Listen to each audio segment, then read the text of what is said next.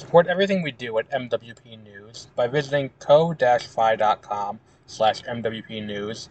Every donation helps us stay independent. For breaking entertainment news, reviews, and more, check out MWPnews.com. If you love games, head over to our YouTube channel, youtube.com/at MWP News Gaming for reviews and gameplay. Links for all of this will be in the show notes, as well as links to the other podcasts. Thank you for your continued support.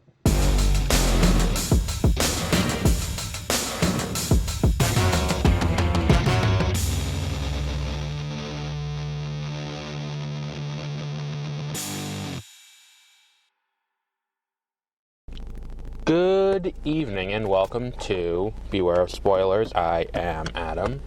Another week with two movies, and it's times like this that make it difficult when it comes to me trying to trying to make things a little bit different.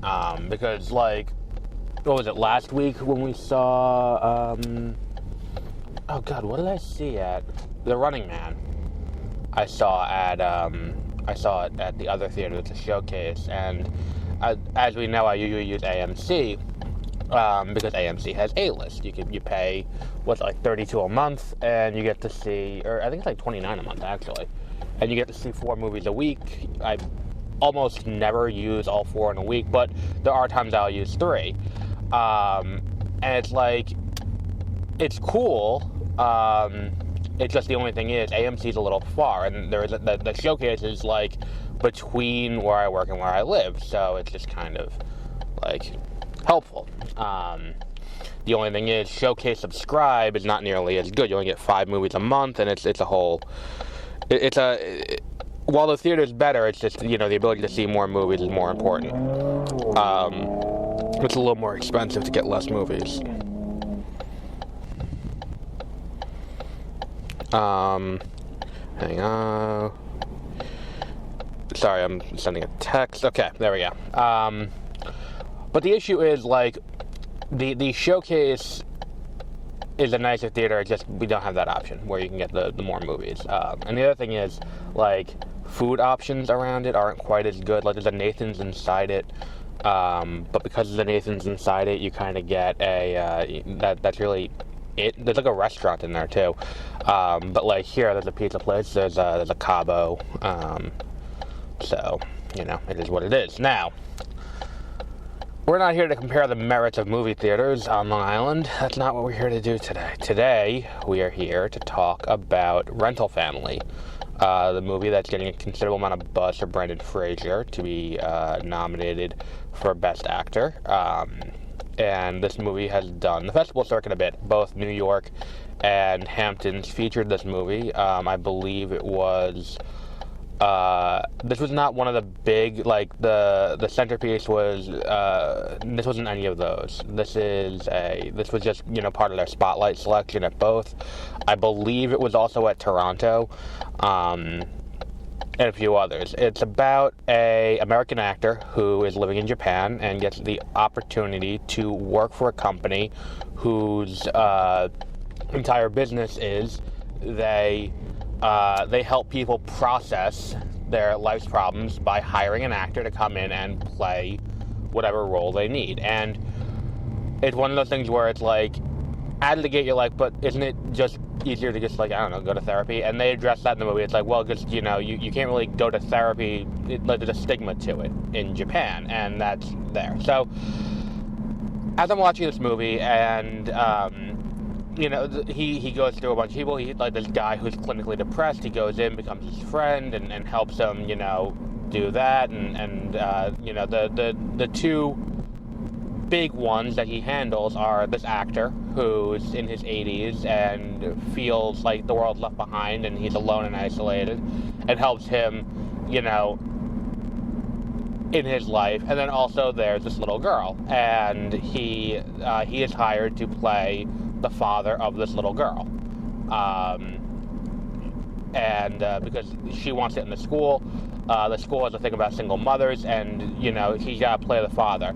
The mom wants her to not know that it's really, that he's an actor. He wants her to, she wants her to think that he's really her father. so he, they go through this whole thing to do that. And I gotta say, like, there are some really good performances in this movie. Brendan Fraser's great. The guy who plays the old actor is also phenomenal. I think he had my favorite performance in the movie, especially like toward the end, when we get to the emotional crux of his story. He really nails everything that's needed in that deeply emotional moment that he goes through, finally getting to do this thing he wants. I'm not going to spoil it because I feel it's a weird thing with this show. I always feel weirder spoiling movies like this than I do like the big Marvel movie. Because I think to an extent, if you're going into a big franchise movie to hear a discussion, you kind of want to hear the spoilers. We will tend to go later on in the episode and talk about the spoilery part for something like this. But like, as I watch this movie and you get through it, it's just this beautiful, like, I don't want to say wandering, because wandering sounds dismissive, but like it's just this wonderful trip through, like a voyage through the human experience, through the vehicle of Brendan Fraser. And what it is, because he's playing this actor, you're going through all facets of, what it means to be human. And he does this great job of being the avatar for the audience by being like, okay, well, like the first thing we're introduced to him doing in this job is he's hired to play a husband for a woman so she can get married. And fake getting married so she can move to Canada without upsetting her family and all of that. And we're introduced to this idea, and she does and so he goes to this fake wedding, and it turns out that part of it is she's a lesbian. And it's this thing where it's like everyone gets their happy ending because he did this. And that's kind of the thing that kind of sells him going forward on doing this.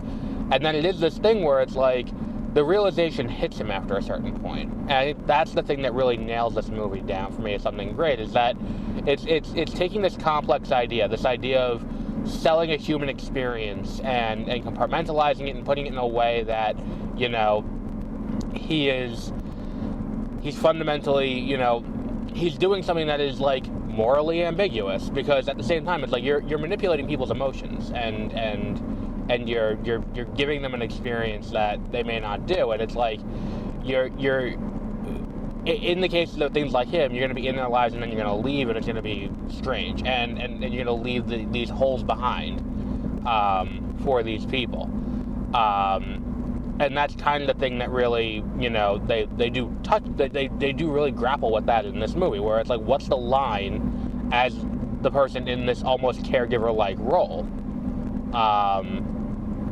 And they do a good job of playing with that. I do think, there are some things that I would have improved. I think there is room for improvement in this movie.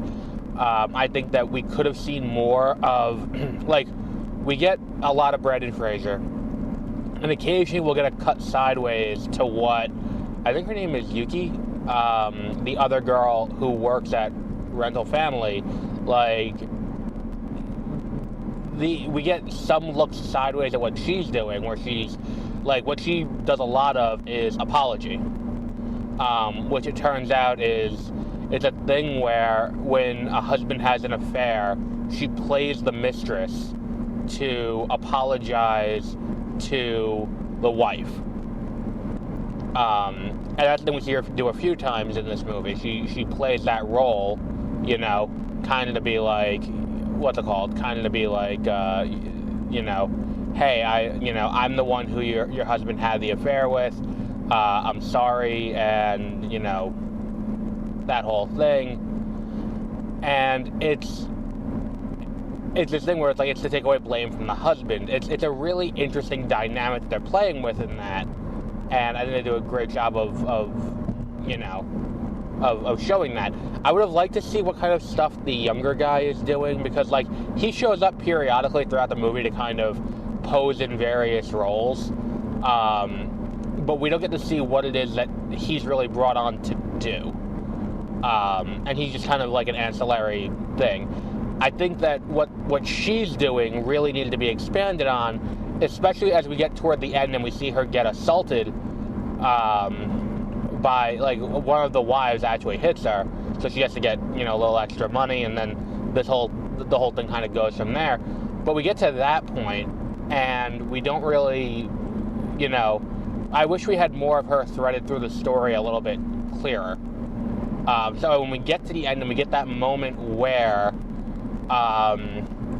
he's on the phone and someone's calling for the apology,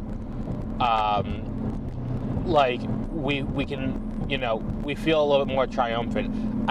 I know it's shorthand to have her get slapped and that be the reason why we're like, oh good, they're not doing that anymore. But at the same time, I would have liked to have seen something a little bit more specific. Like, other things of her doing that and being disinterested. Because, like, early on, we see her do this thing, like, oh, we're making people's lives better.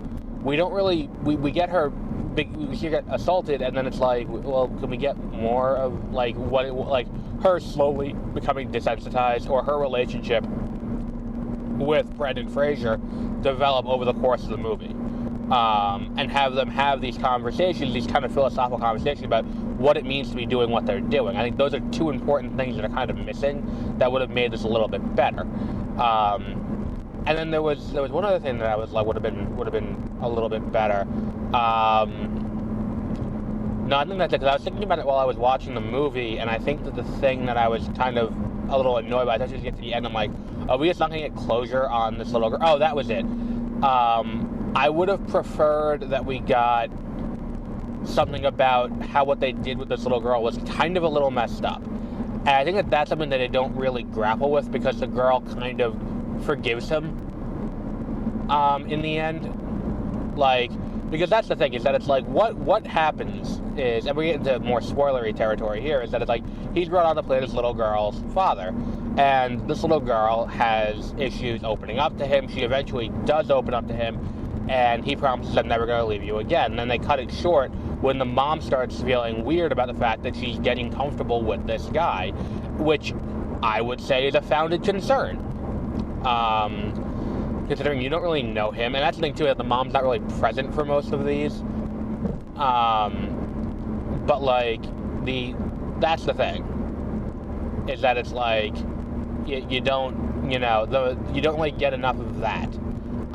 So all of that notwithstanding, like, it ends, he tells the girl he has to leave, and he does, and then, she's okay, like, she kind of makes peace with it, and I think it's the fact that he says, like, I'm only going to be gone for a year. I think she's able to make peace with it, and he's just, like, I'm assuming everyone's like, all right, well, she'll probably forget by then, and then he's going to be back in a year, well, we'll see. It's only been, like, 3 weeks, and it's like, yeah, but it's still her father. This is still a really strange situation all around.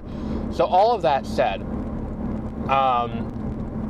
her friend sees him on TV as they're playing hide and seek, and it's like, oh, isn't that your dad? And then that's what causes it to spiral. And that's the thing that I'm kind of looking at this movie, and I'm like, this is the point where it's like, oh, this girl is 10 years old, and they've been majorly fucking with her head through the entire movie. And that's a big way to permanently harm this child's trust going forward, is that it's like, oh, well, it's not really her dad. We don't really ever know what actually happened to her dad, or who her dad is. It's just now he's playing her dad, and, it is what it is. It's just kind of a weird situation to be in, without really formally laying it out. Without really formally being like, hey, so, why is this? What's the line in the sand that's been drawn? And then when we get to the end and he goes back and meets her and he introduces himself to her with his real name, it's kind of like, okay, we're all good now. But it's still this thing where it's like, what they did there is arguably the worst thing they did in the movie, because, like, he's hanging out with the old man, which is my favorite of the arcs in this, like, and he takes the old man to go to his hometown, and actually get this really heartbreaking scene of him, going back to the house he grew up in and reminiscing about that as his memory is going, and then him digging up this time capsule of the first woman he loved, who, he's like, yeah, I went to Tokyo, and she ended up dying. She got sick and died very quickly. And I just wanted to see her one more time before my memory goes. And it's just this heart, and he sells it. He should be nominated for Best Supporting Actor because he knocks it out of the park in this movie, that actor. But all of that said, like, the person he does that has the wrong done to him the most is Mia, the little girl. She should have had, you know, what's it called? She should have had, you know, she had a right to be angry, and she's like, oh well, you know, we'll get over it. And it's an interesting, like, that's something that would have been a little bit more interesting to explore. And the issue is, like, I probably would have rather they cut that storyline entirely, because you're getting too deep into the weeds of what's it called? Into the weeds of, like, messing with the child's head. And the bigger, more broad ethical implications of something like that, you don't have time to really explore in a movie like this. You really need something deeper and longer to really, you know, really truly, like, lay it out, which they don't have the time or the space for here. But all of that said, it's like, I would have rather they kept, like, the old man and then, like, the guy he helped get through the depression, because, like, that was an interesting thing. Very briefly, it's like, toward the beginning of this idea of, like, oh, I gotta get through all of this. Or even if they had stretched out the idea of him, you know, getting to know this girl's family, knowing full well that he's not going to do that, because at least everyone there is an adult. Like, it's just this idea of when you're doing it with these little girls, where I kind of bump into it a little bit, almost to the point that it's like, well, if you're not going to actually grapple with this and make this the entire movie, maybe don't put it in there.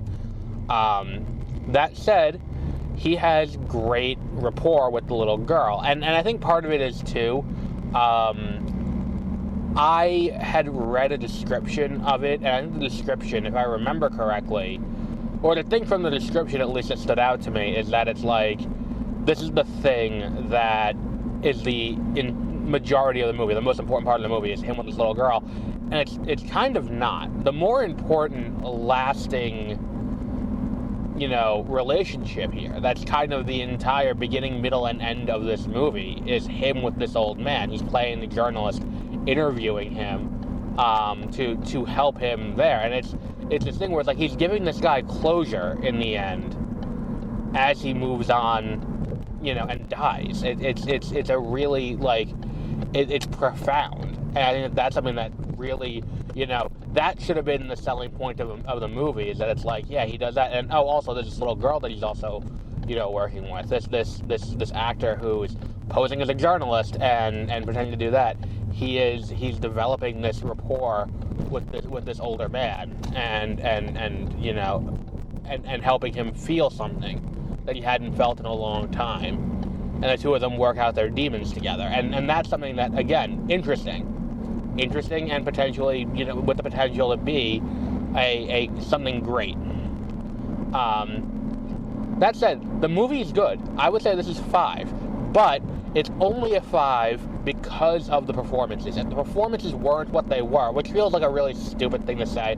I always hate when people do that. Like, you hear it a lot in sports, like, well, if this player wasn't on the team, they wouldn't be that good. Like, yeah, no shit, but they also wouldn't be this team. So, stop with the hypotheticals. But, like, that's kind of where I am on this. Like, if it's not for the performances that carry this movie through, this is a perfectly good, like, one of these 4 out of 5 movies that, like, it's great, but I'll forget about it 2 months from now. Like, oh yeah, I saw that movie, which we see a ton of those every year. And that's kind of where I think I am on this. It's like, Brendan Fraser is going to bring this over the line, and I do not know the actor's name who plays the older gentleman, but the two of them bring this beyond, you know, above and beyond what I would have thought it would have been. But on that note, it's a 5 out of 5.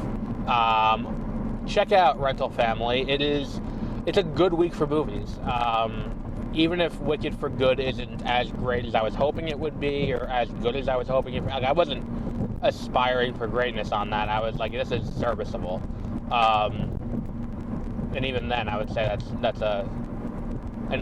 maybe an overestimation, but I would say, what's the movie I'm looking for here? Like between this and I think also Sentimental Value has a wide release this weekend. If you haven't seen Sentimental Value yet, with Elle Fanning and Renat Rensive and what's his name and Stellan Skarsgård, definitely go see that this weekend too. If you're gonna see two movies this weekend, those are the two to see. But we will wrap up there for today. Next week we have a few movies coming out. We don't know which ones we're doing yet. We have yet to decide. Zootopia 2 is next week. We might do that. I'm kind of iffy on the Disney movies, if I'm being completely honest. Not in terms of quality. It's just like, if you listen to it, if it's not a franchise that I care about, I'm not going to go see a kid. Like, I'll see Pixar every time. Because even not great Pixar, like Elio, like, it's still a visual feast. Like, and it's still interesting enough to go see. Zootopia came out when I was in college, and I'm not overly, gung-ho for seeing a sequel to it. Did I even watch Zootopia the first time? I'm going to watch it for 30-minute reviews this week, but I don't remember if I ever watched Zootopia even.